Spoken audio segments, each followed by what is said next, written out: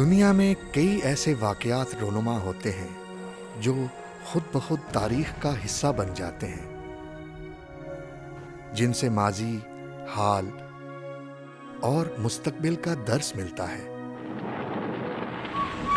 ایسے ہی واقعات میں ایک تقسیم ہند میں مسلمانوں کی ہجرت ہے۔ صدیوں تک ساتھ رہنے اور ایک دوسرے کی خوشی غم میں شرکت کرنے والے پلک جھپکتے ہی جان کے دشمن بن گئے۔ تقسیم ہند داستانوں کی ایسی کتاب ہے جس کا ہر صفحہ خون کے آنسو رلاتا ہے۔ گھر چھٹے، جائیدادیں لٹیں، بیٹیاں کنویں میں ڈوب مری، تو کہیں باپ اولاد کو بچاتے بچاتے دم توڑ گیا۔ لٹے پٹے قافلے، بچھڑنے والے پیاروں کو ڈھونڈتی آنکھیں، انتظار، امید اور وسوسوں کے ساتھ نئی زندگی کی ابتدا۔ بسم اللہ الرحمن الرحیم۔ میں میاں ظہیر الدین آپ کا مخاطب ہوں۔ مدھیہ پردیش میں اندور اس کا اسٹیٹ، اس کا نام تھا، ہولکر اسٹیٹ بھی اسے کہتے تھے۔ میرے والد وہاں سیاہ گنج کے پوسٹ ماسٹر تھے، اور نولکھے میں میرے نانا کی بہت بڑی حویلی جائیدادیں تھیں، اور وہاں زیادہ تر مسلمان لوگ بھی ہمارے تھے۔ ہمارے مجھے پہلے کا تو یاد نہیں، لیکن جب سے مجھے تھوڑا سا ہوش ہے، مئو چھاونی میں ہمارا قیام تھا۔ مئو چھاونی سے ہم اندور آئے ٹاسروں کے والد کے ٹاسر کے ساتھ، اور وہاں برائی محلے میں ہم رہے۔ وہاں چند سال رہنے کے بعد پارسی محلے میں چلے گئے۔ وہاں پہ گولر شاہ ولی کا مزار مشہور ہے، سمجھے۔ اور نرمدا دریا جو ہے وہ وہیں سے بیچ میں سے بہتا ہے، اس کے یہاں درخت میں ہی ان کا مزار بنا ہوا تھا، درخت کی جڑ میں۔ وہاں پارسی محلے سے نولکھا کوئی 1.5 میل کے فاصلے پہ تھا، وہاں رہتے رہے۔ اور کچھ دن پہلے جب وہاں تحریک چلی پاکستان کی، تو بہت سارے حالات بگڑتے گئے، تو احتیاطاً ہم وہاں سے اپنی نانا کے نولکھے چلے گئے۔ وہاں سارے مسلمان تھے۔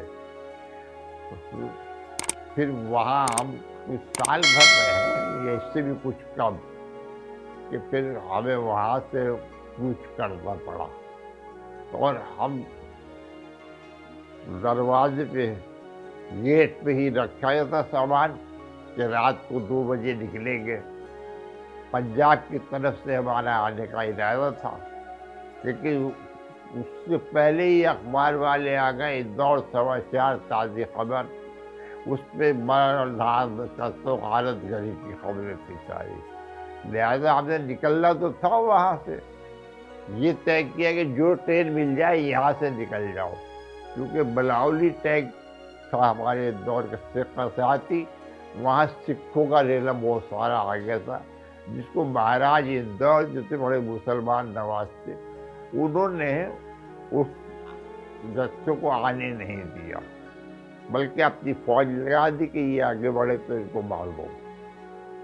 ہر ہم رات کو گئے، ایک ٹرین میں بیٹھ گئے، وہ ٹرین چلی 10 منٹ کے بعد میں وہ رتلام پہ جا کے رکی۔ رتلام ایک چھوٹی سی جگہ ہے، وہاں میں 2 منٹ بھی نہیں رکی تھی کہ پھر چل دی۔ پھر اس نے بامبے جا کے اسٹے کیا۔ پھر بامبے میں ہم ریلوے لائن پہ جو پل بنے ہوئے ہوتے، اس آئے لوہے کے ہی ہوتے، اس کے اوپر ہم 5 دن رہے۔ اس کو بڑے اچھے قسم کے پل بنے ہوئے تھے، اس پہ لاک لگانے کی جگہ بھی تھی، دروازہ بھی تھا، اوپر نہ کوئی چڑھ سکے، تو وہ بند کر دیے گئے تھے۔ جیسے تیسے ہمارے ایک وہ بولے معمول سے مقبول صاحب، اللہ سلامت رکھے، کیونکہ 1 سال بھر پہلے تو ان سے میری ملاقات ہوئی تھی۔ میری اب سما ہوتی ہے تو وہ اس میں آتے ہیں، کالے رنگ کی ڈوری گلے میں ڈالے ہوئے، دھوتی باندھ کے ململ کی، بازار میں جاتے جو ملتا لے آتے، لیکن جو وہ سب ناکافی تھا، وہ اچھا نہیں تھا۔ اس کے بعد وہاں اتنے رہے 5 دن، لیکن ہم پہ وہ پتھر وتھر آتے تھے، تو ہم سے یہ تھا کہ پیٹیوں کے ساتھ بیٹھے رہو۔ آخر میں ایک ٹرین آئی، اس میں برف کے ڈلے پھینکے، تو مسلمان بھی اوپر سے نیچے پھینکتے تھے پتھر، وہی والے وہ برف پھینکنے لگے، بزرگوں روکا، ارے کسی نعمت آ گئی ہے، تو اس کو پھر کپڑے سے پوچھ کے ہانڈیوں میں بالٹیوں میں رکھ لیا، وہ چمچہ چمچہ پانی پیتے تھے ہم لوگ۔ 5 دن کے بعد ٹکٹیں مل گئی، ہم لوگ وہاں پہنچے ہاربر پہ، مگر دروازہ اتنا چھوٹا انہوں نے کر رکھا تھا کہ اس میں سے موٹا آدمی نہیں نکل سکتا۔ میرے والد میاں رکن الدین جب اس سے نکلنا چاہے تو نہیں نکلے، وہ اوپر سے جنگلے کے اوپر سے آئے، اور وہاں سیڑھی جو لگی ہوئی تھی جہاز میں، وہ رسی کی بنی ہوئی تھی جو ہلتی بہت زیادہ تھی، نیچے سمندر تھا، اس کو دیکھ کے ویسی خوف سے آدمی گر جائے۔ تو وہ جو کرین جو سامان اٹھانے کے لیے رکھی تھی پہلا، اس میں سامان کے بجائے لوگ چڑھ جاتے تھے، اسی میں ہم بھی چڑھے تھے۔ ہمارے والد نے ہمیں یہاں لٹکا رکھا تھا، یہاں سے ہم اس کے ساتھ بیٹھ گئے اور جہاز میں بیٹھ رہے، پھر جہاز وہاں سے 3 دن میں غالباً پاکستان پہنچا ہے۔ وہاں قے ہوتی رہی، طبیعت خراب رہی، نہ کچھ کھانا اور نہ کچھ پینا، اور اسی طرح سے سب لیٹے ہوئے تھے، اٹھنے کی طاقت نہیں تھی، بس قے ہو رہی تھی۔ اس کے بعد جب کراچی کے وہاں کچھ پرندے اڑتے ہوئے نظر آئے تو بزرگوں نے کہا کوئی آبادی آ گئی ہے۔ تو وہ جب جہاز پہنچا تو بہادر ٹاور بنا ہوا ہے، اب اس کا نام شاید کچھ چینج ہو گیا ہے، اس میں وہ دکھائی دیا۔ پھر پاکستان زندہ باد کے نعرے لگائے، زندگی کی ایک وہاں اندور میں جلوس نکلتے تھے پاکستان زندہ باد، وہاں پہ بھی ہوتا تھا، ہندوؤں کے بھی نکلتے تھے، لیکن کوئی فساد وغیرہ نہیں ہوا۔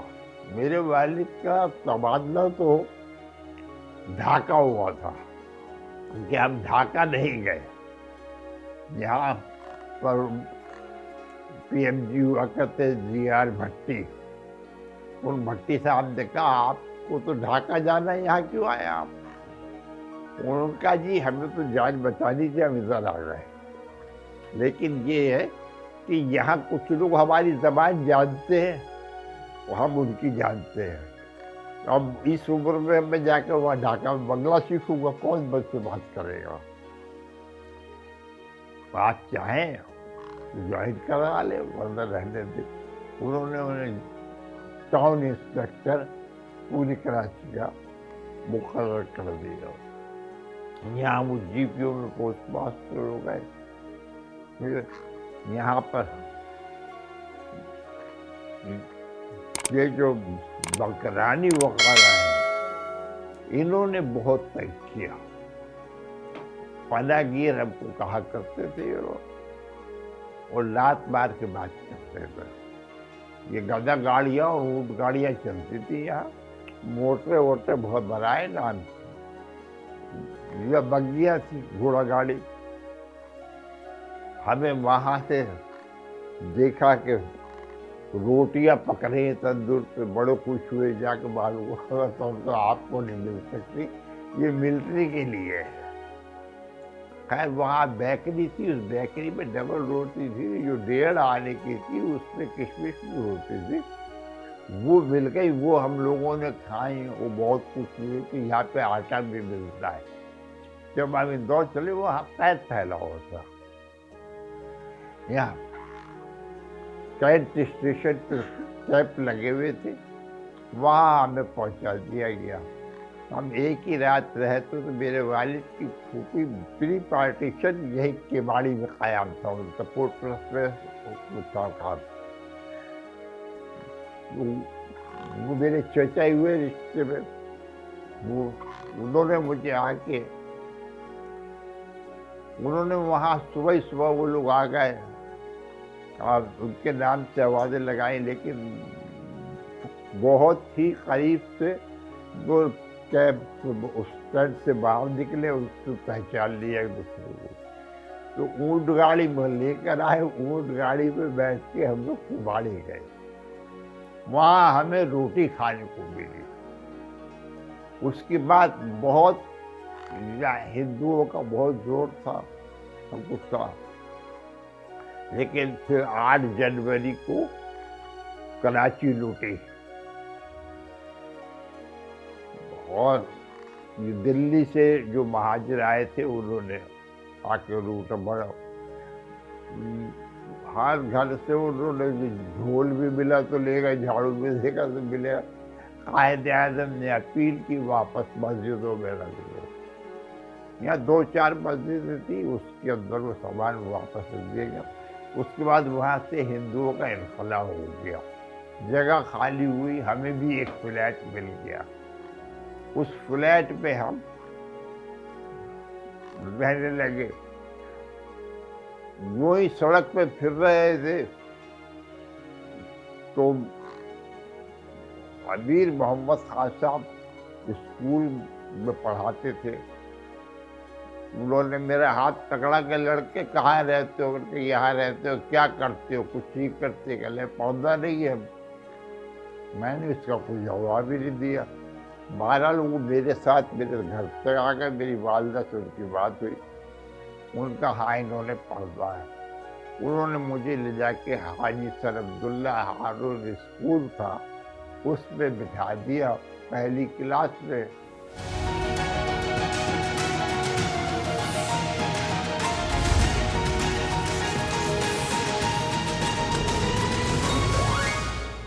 حاجی سر عبداللہ ہارون جو تھے یہ سندھ کے بہت بڑے آدمی تھے، مشہور آدمی تھے، انہوں نے کئی بلڈنگیں خالی کر کے اس میں اسکول بنا دیے،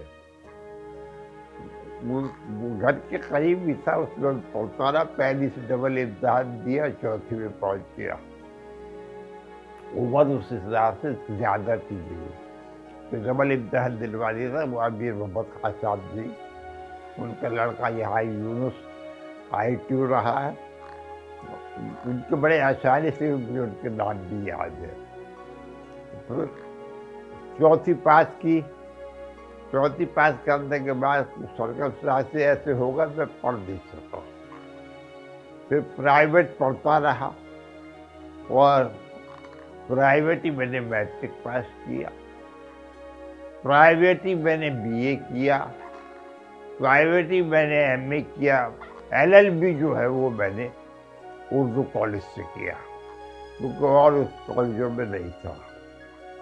اس کے بعد ڈاک خانے میں ملازم ہو گیا، حافظ محمد الیاس صاحب ہمارے کنٹرولر تھے، جو منیم خان کے سیکٹری ہوا کرتے تھے جب وہ منسٹر تھے باصلاحیت تھے۔ وہاں بات ہو رہی تھی ایک جگہ بیٹھے ہوئے، تو اس میں یہ سب لوگ علم جعفر اور نجوم کے جاننے والے تھے۔ ایک مسئلے میں میں بھی بول پڑا کہ یہ کام تو یہ بھی کر سکتے ہیں، وہ سب میری طرف رجوع ہو گئے کہ یہ اتنا چھوٹا ہے اور یہ کیا بات کر رہا۔ بات سچی تھی، وہ قدرت نے شروع سے مجھ میں ایسی باتیں وصیت کی ہے جو بس یہ۔ اس کے بعد میں پوسٹ آفس میں ملازم ہوا، وہاں یونین کا آل پاکستان کا لے کر پریزیڈنٹ بن گیا تھا، 1 سال رہا، پھر وہاں سے میں نے ریٹائرمنٹ لے لیا اور یہ پریکٹس شروع کر دی۔ پریکٹس کے بعد بیمار ہوا اور اب تک بستر پہ لیٹا ہوا۔ بات یہ ہے کہ وہاں پر کچھ نہیں ہوا۔ ہمارے وہاں اندور میں ہم سینٹ رائفل میں پڑھتے تھے، ہمارے کو اسکول سے بٹھا لیا، چھڑوا دیا تھا، वैसे वहाँ हिंदुओं ने भी हम लोगों का बहुत साथ दिया। वहाँ पर इतनी नफरतें नहीं थी, बहुत अच्छे मनासिब थे आपस में। तो इस वजह से वहाँ कोई बलुआ वगैरह नहीं हुआ, कोई तहरीक नहीं चली, कुछ नहीं हुआ। रास्ते में रात का वक्त था, निकल गए बॉम्बे। रास्ते में सिर्फ रतलाम पे 2 मिनट पहली थी ट्रेन, फिर चल पड़ी थी। बॉम्बे में हाँ अलबत्ता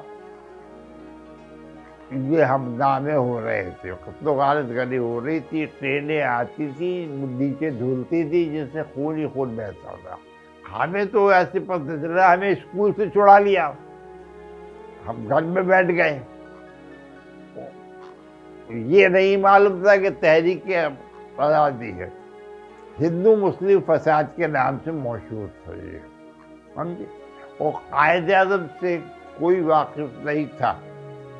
फिर जब वाक़ियत हुई तो मैं इतना ही मालूम हुआ कि ये मुसलमानों के जो है लीडर है, वरना अल्लामा मशरक़ी की बहुत ज़्यादा तहरीक वहाँ चल रही थी। खाकसारों ने बहुत काम किया, हम लोगों को वहाँ से निकालने में बहुत काम किया हम लोगों ने। और इनकी मूवमेंट बड़ी खतरनाक होती थी, अच्छी खासी बेलचे इनके हाथ में होते थे। इन्होंने तबाहियां मचा दी थी वहाँ पे, इंदौर से बाहर जो ट्रेनें आती थी वो कटी हुई आती थी। जब अलवर के लोग आए हैं, वो बड़े दलेर बहादुर और जंगजू किस्म के हैं, उन्होंने ये ऐसा किया भी, और वो ट्रेन में खुद उन्होंने अपने ड्राइव किया। लाहौर में ये सब आके इससे किया इन लोगों ने। फिर कराची तो बहुत बाद में आए, कराची से छोटा सा था, 4 लाख की इसकी आबादी थी। और किमाड़ी में जो कोई रौनक थी, या सोल्जर बाजार पे आके नुमाइश पे ख़त्म हो जाती थी कराची। ये तो कायदे का बाजार बना कराची से बाहर, जो अब बीच में हो गया है। उस तहसील में भी मैं मौजूद था, बिल्कुल ज़ारो कतार लोग रो रहे थे। इस शब्बीर अहमद उस्मानी साहब ने नमाज जनाजा पढ़ाई थी इनकी, ये जामा क्लास के सामने अरबी मस्जिद है बंदर रोड पर, वहाँ ईद की नमाज हुई थी। ईद की नमाज उनके साथ मैंने पढ़ी है, वहाँ देखा होगा। जज्बात जो थे वो बड़े ही संगीन थे इंडिया के खिलाफ। उस वक्त हम वो गाया करते थे कि हंस के लिया है पाकिस्तान, लड़के ले गए हिंदुस्तान। पाकिस्तान जिंदाबाद, आज़ादी पाइंदाबाद। बस पता था कि आपस में दुश्मनी है, तनाव है। पाकिस्तान जिंदाबाद के नारे लगाते थे, वो पाकिस्तान जिंदाबाद, आज़ादी पाइंदाबाद, कायदे आज़म जिंदाबाद। एक भी पढ़ा करते, संत शुक्र के लीडर भी हमें खूब मिला है, ये देने खुदा है, अब कायदे आज़म पे मेरी जान फिदा है। ये हम पढ़ा करते थे, स्कूलों में भी पढ़ाया जाता था। नौलखे में अब भी पढ़ा मैंने। वहाँ हिंदू लोग रहते हैं, हम मुसलमान जहाँ रहते थे उनके मोहल्ले थे, वहीं रहते हैं। वैसे मुसलमानों के खिलाफ अब तो वहाँ बहुत नफरत है, जब होता हमला कर देते, मार देते हैं। मेरे एक ताया रह गए थे वहाँ, वो पुलिस में थे, उनको खत लिखा तो उन्होंने मना कर दिया कि हमें खत न लिखा करें। हमारे साथ बड़ी फिर ज्यादती होती, लेकिन उसके बाद हमें नहीं मालूम वो कहाँ गए, हम कहाँ गए। हमने कभी हिंदुस्तान जाने के इरादा नहीं किया। हमसे मुराद मेरे वालिद है, उन्होंने कहा जब पाकिस्तान बनेगा उस वक्त करते जाएंगे, अभी नहीं जाते। पाबंदी बहुत थी, हमें घरों में ही बंद रखते थे। हमारे हम नौलखे में ही आ गए थे नानक क्या, तो वो बहुत बड़ी जगह थी और बाउंड्री वाल भी बड़ी ऊंची थी, तो बाहर कभी निकले नहीं, बस बाहर मत जाना, यही वाल रखते रहते थे, बाहर निकलते नहीं, दरवाजे पे भी आदमी बैठा रहता था, वो निकल नहीं देता। मैंने बताया ना कि मेरी वालदा भी मुस्लिम लीग में थी, मेरे वालिद भी मुस्लिम लीग में थे, हालांकि गवर्नमेंट सर्वेंट थे, वो लोग मुस्लिम लीग में थे और कहीं इनके तहखाने बने हुए थे, कहाँ थे ये हमको नहीं मालूम, क्योंकि वालिद रात को अक्सर वही हुआ करते थे। उस वक्त से ही बहुत सारे लोग जो थे यहाँ से निकलना शुरू हो गए थे, लेकिन सब दिल्ली पहुँचते थे, तो दिल्ली में ही सबसे ज़्यादा हंगामा हुआ। और दीन भी बस या हुसैन का था और कुछ नहीं जानते थे। यहाँ कम से कम इस्लाम को सीखा, इस्लाम क्या है क्या नहीं है। मुझसे शायद कभी किताबें बची होंगी जो मैंने न पढ़ी हो। मेरे 12-14 हज़ार मुरीद भी है और मैं वाबस्ता हूँ दीवान बख्तियार साहब दामा बरकाता हूँ बाबा साहब क्या, बाबा फरीद गंज शौकत रहमतुल्लाह अलैह। और वहीं पर मैंने एक रात ऐसा हुआ कि जामिन निज़ामी साहब जो सज्जादा नशीन निज़ामुद्दीन औलिया के, वो मेरे पास आए, उन्होंने कहा बहिश्ती लग लिया, मेरी समझ में नहीं आया। 2 मरतबा कहने के बाद उन्होंने कहा कि भाई यहाँ आके हम बाबा साहब की ज़बान बोलते हैं, जैसे भी बोलते हैं। तो फिर मुझे ख्याल आया कि ज़हीर तो बहुत ही बेअदब है। मैंने कहा अब जब तक यहाँ हो पंजाबी बोलूँगा। उसके बाद मुझे अल-क़ासिसुल हसन पढ़ने की, मेरे बिया गुलाम फूल के लिखी हुई यूसुफ ज़ुलेखा, वो मैंने पढ़ी पूरी किताब, तो बड़े तरन्नुम से लय से पढ़ा करते थे। दरअसल पाकिस्तान नेमत उज़्मा है, जहाँ से मैं आया हूँ वहाँ हमने कभी अज़ान नहीं सुनी थी।